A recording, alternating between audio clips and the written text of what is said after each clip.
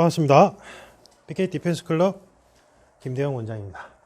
이번 시간은 저번 시간에 제가 우리 여경분들, 그 다음에 여성 검찰 수사관이나 이제 그러니까 공안직에 근무하는 그 여성 정보 수사관 분들이 어떤 무술을 하는 게 과연 바람직할까? 자기 개발이죠. 사실은 그거를 기관에서 전문적으로 교육을 시켜줘야 되는데, 제일 문제는 일단은 근무 시간 외로 잡아버리니까 교육 아무리 잘 만들어도 소용없어요. 그걸 근무 시간으로 인정을 해줘야지. 근무 시간 끝나고 외로 네가 교육을 받으라면 누가 교육을 받아요, 제대로. 맞잖아요. 그게 문제가 있습니다. 어쨌든 저번에 이제 여성분들, 그러니까 여성 정보수사 요원분들의 자기 개발로 무술을 어떤 무술을 어떻게 익혀나가면 좋을지에 대해서 이제 제가 생각하는 제 무술 배경으로 설명을 드렸는데, 남경은요, 이래서 남성분들, 그래서 이제 국정원이나 그 다음에 경찰, 그 다음에 검찰, 그 다음에 대통령실은 아닐 거예요. 대통령실은 공채로 뽑힌 분들은 모르겠어요. 하여튼 그 논외로 하고, 그래서 남성분들은 어떻게 해야 되냐. 제가 저번에 말씀드린 것 중에 하나 제가 잠시 빠뜨렸는데, 여성분들도 타격을 기본적으로 하는 건 좋아요. 근데 해야 돼요. 하긴 해야 돼요. 왜냐면 제가 전에 이게 무기수를 왜 해야 된다고 했습니까? 우리가 이걸 쓰려고 하는 게 아니에요. 이걸 쓸 거예요. 아니죠. 군인들은 써야 되는데, 전장에서. 일반인들, 그 다음에 경찰도 이런 거 쓰면 안 되죠, 당연히. 근데 이걸 왜 하냐면, 이게 들어오는 루트가 있어요. 공격 기회나 이게 들어오는 검로가 있댔잖아요. 그래서 거기에 대한 이해가 있어야지만 내가 대항을 할 수 있어요. 그래서 마찬가지로 당연히 여성분들도 타격을 기본적으로는 하셔야 돼요. 기본적으로. 근데 그게 이제 그러니까 투자 대비 효율을 생각했을 때, 타격을 하면 좋지만 하지 않고 바로 유술계통으로 넘어가서 유술을 좀 제대로 심도 있게 해도 상관없어요. 왜냐하면 전략적으로 타격을 아예 모른다 하더라도 이제 유술에 유리한 상황으로 끌어가는 전략은 많아요. 무술에서. 그러니까 제가 말하는 전술 전략은 전에 말씀드렸다시피 총기가 등장하고 나서 그쪽이 택티컬이 아니라고 했어요. 무술 자체에 원래 전술 전략 부분이 있어요. 병법서가 있었잖아요, 예전에. 맞죠? 그래서 그렇게 하면 되기 때문에 투자 대비 효율을 생각했을 때 여성분들은 그냥 바로 유술계통을 중점적으로 하면서 무기술을 보조로 하면, 무기술은 이제 스파링이 어느 정도 가미된 무술을 어느 정도 보완하면 타격에 대한 보완이 어느 정도 되기 때문에 여성분들은 어차피 타격으로 남성들 못 이겨요. 절대 제압 불가능해요. 그래서 제가 제 딸아이나 제 집사람에게는, 아내에게는 어떻게 훈련을 시킬지에 대해서 제가 설명을 드렸잖아요.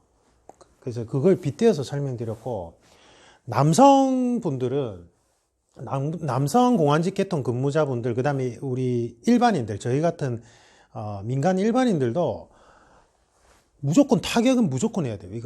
이거는 왜 이걸 무조건 해야 되냐면, 어떤 우리가 위기 상황에서 제일 중요한 요소는 제가 저번에 말씀드렸다시피 지금 이제 초안으로 개발 중이긴 한데, 제일 중요한 요소를 뽑으라고 한다면 저는 침착성을 뽑고 싶어요.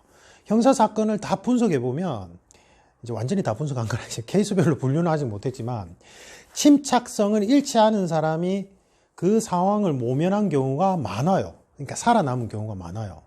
그 다음 두 번째가, 침착성이 있는 사람은 무엇을 할 줄 아냐면 관찰을 할 수 있어요. 나에게 리스크로 작용하는 사람이든 상황에 대한 관찰을 할 수 있기 때문에 내가 스스로 어떻게 행동해야 될지에 대한 나의 행동 매뉴얼을 만들 수 있어요. 그 자리에서. 그래서 침착성과 관찰이 제일 중요한 요소인데, 침착성과 관찰을 훈련하기에 가장 좋은 것은 타격기 무술이에요. 스파링 위주로 하는 타격기. 스파링 위주로 하지 않는 타격기는 이게 안 생겨요. 그 다음에 무기술에 있어서 검도나 펜싱도 이게 생겨요. 그래서 제가 전에 말씀드렸다시피 검도나 펜싱 하셔도 좋아요. 근데 저는 제가 제 가족들에게 안 하려고 하는 이유가, 너무 좋은데 이거는 그냥 평생 하는 개념으로 가야 되니까 다른 거 확장하기가 너무 힘들어요. 그러니까 검도나 펜싱 진짜 이제 저같이 막 이렇게 오래 한 사람들은 그냥 이것만 해요. 이것만 해도 너무 재밌거든요. 근데 이게 실제로 여러 상황에 대한 확장성 측면에서는 저는 어느 정도는 한계가 있다고 생각하거든요. 예. 그래서 타격기 무술을 하든 아니면 이렇게 무기술에 있어서 스파링 위주로 하는 검도나 펜싱 또는 복싱이나 킥복싱 무조건 해야 돼요. 무조건. 그래야지만 이거를 길릴 수 있어요. 이거를.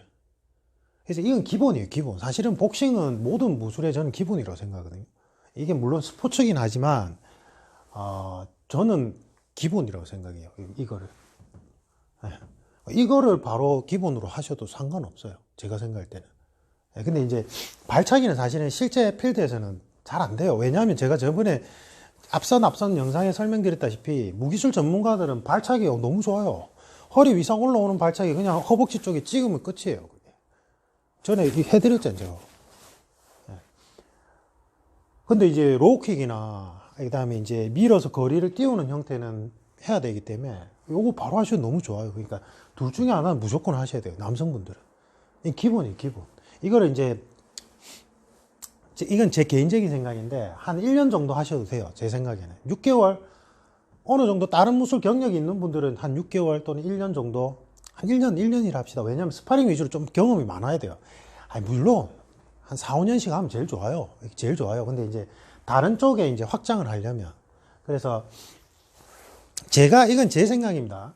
저는 이게 이제 뭐 요거를 하든 요거를 통해서 이거를 기르면 그 다음에 이거는 이제 예비 단계로 생각하시고 바로 요리로 넘어가셔야 돼요. 이리로. 실제로는 여러분들 이제 남성분들은 살아오면서 학교에서 싸움질 많이 해봤잖아요. 그죠? 뒤엉키는 경우가 거의 태반이에요. 영화처럼 타다닥 퍽퍽 안 돼요. 하다 보면 뒤엉켜요. 그리고 여러 명 있을 때 더 막 뒤엉키는 경우가 많죠. 근데 물론 이쪽에 이제 오랜 경력이 있는 사람은 타다닥 퍽퍽이 되죠. 타다닥 퍽퍽 됩니다, 진짜. 돼요, 진짜 돼요. 네. 예전에 진짜 검도 선출인지는 제가 정확하게 기억이 안 나는데, 제가 전에 몇 번 말씀드렸던 그 형사기동대 그분은 진짜 휘젓고 다녔어요. 그러니까 파박 퍽퍽은 되긴 되는데, 근데 그거는 이제 진짜 이걸 베이스로 했을 때고. 근데 이제 제가 생각할 때 항상 우리가 일반인들 또는 이제 뭐 정보 수사나 군에 근무하시는 분들은 투자 대비 효율을 생각해야 되거든요. 투자 대비 효율을 생각할 때 필수적으로 무조건 해야 되지만 이걸 베이스로 이걸 격가지로 넣지는 못할 것 같아요. 이게 제가 생각해 보니까 제가 해보니까 이거는 특히 이 주짓수 이거는 전혀 다른 무술 체계예요. 제가 생각할 때는 이거는 다른 언어 체계 몸짓 바디랭귀지잖아요. 이건 전혀 다른 언어 체계처럼 느껴져요. 이게 레슬링도 그렇고. 그래서 이거를 베이스로 하면서 이걸 격가지로 넣는 형태가 될지는 잘 모르겠어요. 저는 제가 생각할 때는 그냥 투자 대비 효율을 생각할 때 이거를 한 1년에서 2년 정도 하고 바로 요리로 넘어와서 이제 유술 계통을 베이스로 하는 게 지금 현대 라이프 스타일 상으로는 맞지 않을까.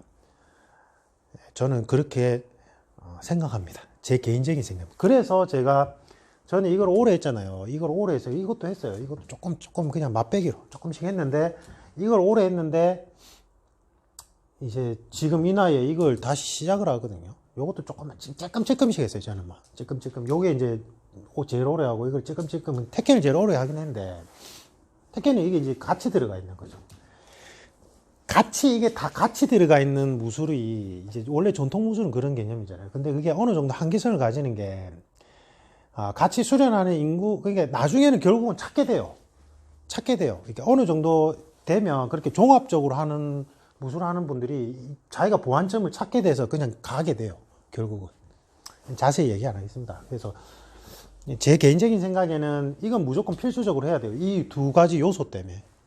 그 다음에 왜 또 해야 되냐면 만약에 전에 얘기했듯이 검도나 펜싱을 베이스로 잡아버리면 이걸 할 시간이 없어지기 때문에 저는 개인적으로 추천 안 해요. 너무 좋아요. 그래서 평생 할 거면 요거 하는 게 좋고. 근데 이제 요게 좋다 했잖아요. 좋은데 이제 스파링 훈련 체계가 이게 아쉬운 부분이 있어요. 이거는 이 무술 자체의 문제가 아니라 훈련 체계의 문제라고 제가 말씀드렸고, 칼리 지도자분들이 스파링 능력이 부족하다고 절대 말 안 했죠. 그죠? 그거와 논외로 훈련 체계가 일반인들이 그냥 가로 봐서 배웠을 때 스파링 훈련 체계가 공방의 이치가 데이터 축적이 안 돼 있어요. 아직까지 제가 생각할 때는. 예. 그래서 그게 좀 아쉬운 부분이 유일하게 아쉬운 부분이 있는데 이걸 해놓으면 요게 이제 나중에 보조 프로그램으로 활용하실 때 보완이 돼요. 이게. 그러니까 요거를 이제 좀 전문적으로 하신 분들은 이 무기술 스파링 습득 능력이 빨라요. 근데 이제 제일 헤매는 부분이 뭐냐면 간압에서 헤매요. 제가 검도장에서 이쪽 출신자분들을 지도를 좀 많이 해봤는데 그러니까 간압을 헷갈려요. 그러니까 맨손 무술에서 간압이 이 정도라면 무기술의 간압은 이 정도예요. 간압이 많이 넓어진다는 건 그만큼 관찰할 수 있는 기회가 많다고 했어요. 제가 맞죠? 그래서 제가 앞선 영상에서 들숨 날숨 호흡이 맨손 무술에서는 정말 힘들어요. 그게 그 개념을 적용하기가. 근데 무기술 스파링에 있어서는 그 개념을 접목할 수 있는 게 간압이 맨손 무술보다 넓기 때문에 관찰할 수 있는 시간적 텀이 훨씬 길어요. 체감상. 그러니까 무기술은 바로 맨손 무술처럼 바로 들어가지 않아요. 어느 정도 거리가 확실히 많이 띄어져 있기 때문에 이 사람의 모션과 박자 리듬을 관찰할 수 있는 시간적 여유가 있기 때문에 그게 아주 큰 변수로 작동해요. 그래서 제가 이전에 칼리 영상, 스파링 영상이라고 유튜브에 올라오는 거 태반이 엉망이라고 얘기하는 게 마구잡이라고 비판하는 게 관찰을 통해서 간압을 좁혀 들어가서 타격이 이루어지는 경우가 없단 말이에요. 그냥 쑥 들어가서 맨손 무술 간압에서 그냥 막 치고받아요. 그래서 그런 거예요. 그러니까 이게 이제 요것만 조심하시면 돼요. 요거를 전문적으로 하신 분들이 무기술 스파링 할 때 요 개념만 좀 주의하시면 그 나머지는 공방의 이치가 겹쳐지는 게 아주 많기 때문에 좋단 말이에요. 그래서 무기술 스파링을 베이스로 하지 않는 이상은 조합을 할 거라면 이걸 무조건 하셔야 돼요. 무조건 한 몇 년은 하셔야 돼요. 몇 년은 1년 하시든 2년 하시든 하고 넘어가야 돼요. 예. 그러면 좋아요. 그래서 이게 필수라는 게 제가 다시 말씀드리고 싶어요. 그래서 저는 제가 추천하는 조합은 이거를 1, 2년 하세요. 한 3년 하셔도 좋고요. 하고 그 다음에 여기로 넘어가세요. 유도나 주짓수. 그러면 이게 왜 좋냐면 이걸 나중에 베이스로 하더라도 내가 여기에 대한 이해가 있단 말이에요. 이해가. 제가 전에 얘기했듯이 이 무기술을 보조 프로그램으로 놓되 무조건 해야 된다고 하는 게 이게 들어오는 루트와 타이밍과 그죠? 여러 가지 그 공격 데이터가 있을 거 아니에요. 그러니까 거기에 대한 이해도가 어느 정도 있는 사람들은 이걸 베이스로 할 때 대응이 돼요. 대응이. 그래서 저는 제가 이걸 베이스로 하지 않았음에도 불구하고 저는 이걸 베이스로 하라고 추천드려요. 요거를. 그래서 이걸 베이스로 하고 요거 예비 1단계, 그 다음에 요거 베이스, 그 다음에 요거 보조 프로그램. 그러면 제가 생각할 때는 웬만큼 다 돼요. 근데 무조건 이거 찔끔 하지 마세요. 하나의 중심축이 되는 베이스 무술은 꾸준히 해야 돼요. 오랫동안. 최소한 7년에서 10년 이상 하세요. 제가 필드에서 만나보면요. 어떤 무술을 2, 3년, 4년 아니면 7년 그것도 이제 선생님 안 모시고 자기가 막 그냥 한 사람하고 선생님 모시고 어느 정도 메인축 베이스가 있는데 확장을 한 분들하고 메인축 베이스가 없이 그냥 격가지로 찔끔찔끔 한 분들하고 차이가 확 나타나요. 몇 마디 해보면 그 수준이 드러나요. 이게 체크를 할 수 있다고요.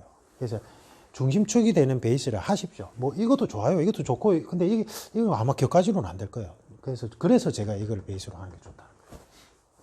유도 좋습니다. 레슬링도 좋고요. 그러니까 주짓수만 하면 서 있을 때 테이크다운이 아무래도 훈련 양이 부족할 수밖에 없어서 사실은 실전에서는 이게 더 많이 적용될 가능성이 높거든요. 근데 이제 물론 요즘에는 스탠딩으로 많이 한대요. 그리고 뭐 이거 좋아요. 저는 그냥 이걸로 하려고.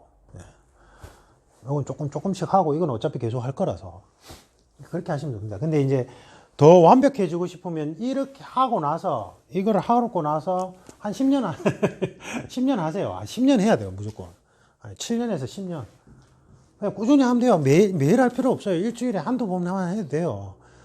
일반인들. 그 다음에 실제로 정보기관이나 뭐 공안직에 근무하시는 분들도 업무가 바쁘잖아요. 그러니까 내가 시간 내서 하는 거잖아요. 일주일에 한두 번만 해도 훌륭합니다. 제가 생각할 때는. 그렇게 하고 이제 보안으로 들어가는 게 요거예요. 근데 이거는 사실은 그 공안직 계통 기관에 근무하시는 분들은 그 기관에서 이걸 제공해 줘야 돼요, 사실은. 여기서 욕을 많이 듣죠.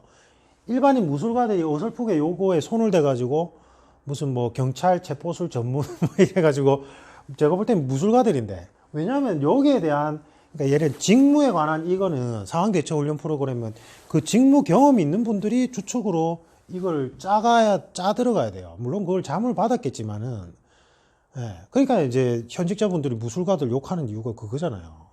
그거는 안 돼요, 제가 생각할 때. 상황대처 훈련 프로그램은 필드 상황에서 그 다양한 시뮬레이션을 구축한 다음에 그 시뮬레이션 하에서 어떻게 대응할 것이냐인데, 그 대응할 때 행동 중에 하나가 무술적 요소가 들어가는 거란 말이에요. 그러니까 무술가들이 주축으로 이걸 만들면 안 돼요. 교육 프로그램 개발 전문가나 또는 그 현직에 있는 직무 전문가분들이 협업체제로 이걸 구축해서 만들어 나가야 된단 말이에요. 그러니까 이제 이거는 사실은 경찰이라면 경찰기관에서 뭐 체포술이든 상황대처 경찰관이 출동했을 때 어떻게 상황하느냐, 그것도 강력계가 다를 것이고, 뭐 마약 소탕팀이 다를 것이고, 그다음에 그죠? 그다음에 이제 뭐 지구대 근무하시는 분들이 다 다를 거 아니에요. 그러니까 그 직무의 전문가분들이 참여를 하셔서 주축으로 만들어 가야 돼요, 이거는. 그건 기본적이죠. 근데 이게 제공이 안 되니까 문제죠, 문제는. 맞죠? 그래서 이제 상황 대처는 좋은데, 이게 제가 크라브마가는 제가 해보니까, 연구를 해보니까 크라브마가는 이거를 베이스로 하시는 분들이 보조로 하는 게 좋아요. 그러니까 아예 경험이 없는 분들이 크라브마가 하는 형태는 그것도 괜찮긴 한데, 만약에 그렇게 되려면 이 크라브마가의 지도자분들이 이걸 이 베이스로 돼 있는 분이 해야 돼요. 그러니까 스파링에 대한 베이스가 어느 정도 돼 있는 분이 이걸 하셔야지만 여기에 이 보완해야 되는 이 부분을 좀 보충해서 일반인들한테 가르쳐 줄 수 있거든요. 네.